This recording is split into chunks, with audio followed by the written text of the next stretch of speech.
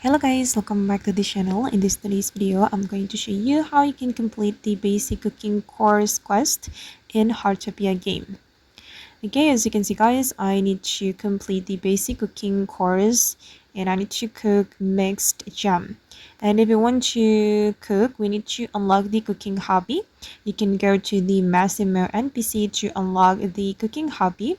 And I'm going to go to the Massimo and use the stove here to cook the mixed jam. If you have stove at your house, you can also use it to cook the mixed jam. Okay, and then you just need to click on this icon to finish the cooking.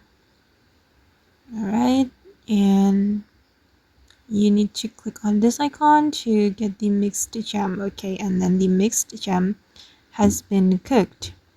And after that, I need to deliver the mixed jam to Massimo. I need to submit the jam and I'm going to find the Massimo. Okay, he is right here. And I'm going to click on the basic cooking course and submit the cooking jam. Okay guys, and that's how we can complete the basic cooking course in Heartopia game. I hope this video will be useful for you. Thank you so much for watching and see you in the next video guys.